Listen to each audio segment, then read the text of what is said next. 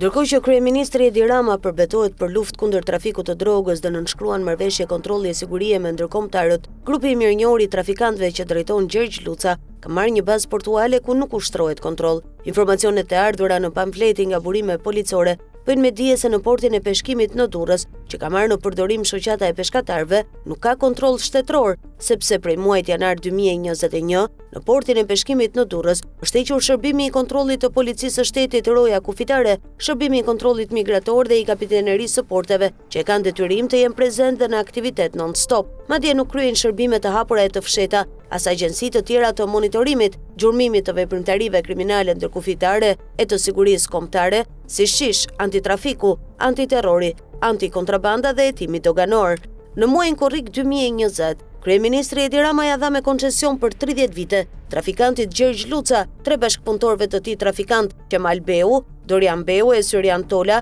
dhe 6 peshkatarëve të tjerë, portin e peshkimit të Durrës me sipërfaqe 130.000 m2 në emër të organizatës së menaxhimit të portit të peshkimit. 8 muaj pas aktivitetit, konkretisht më 26 shkurt 2021, Gjergj Luca dhe ortakët e tij peshkatarë trafikant, Kemal Beu, Dorian Beu e Syrian Tola, duke u bërë presion 6 ortakëve të tyre, e kaluan në proces likuidimi fiktiv organizatën e peshkimit. Shkak u bën informacionet që DEA, Europol, Antimafia dhe Drejtësia Italiane i dërguan policisë a agjensive shqiptare të antikrimit dhe sigurisë për trafikimin e drogës nëpërmjet anijeve të organizatës së peshkimit me qendër në Durrës, por prej 4 vitesh, grupi Luca Beu nuk e ka dorëzuar portin e peshkimit, duke vazhduar aktivitetin tregtar portual të peshkimit, të trafikimit të drogës e kontrabandës, ndërsa institucionet kontraktuese të qeverisë nuk guxojnë të marrin portin e peshkimit, sepse e dinë që peshkatari trafikant Gjergj Luca është mik i kryeministrit Edi Rama. Më 19 tetor 2023,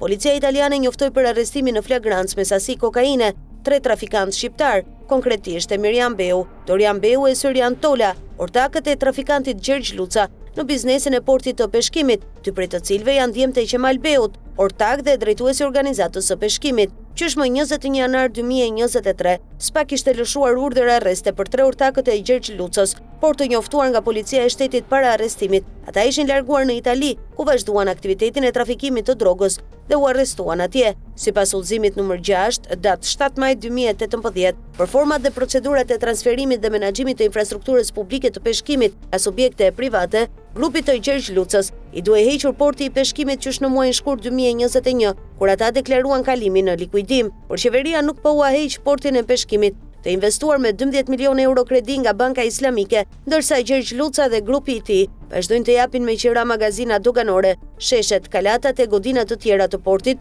duke i futur milionat në xhepat e tyre dhe bëjnë lirshëm trafik droge në mungesë të policisë.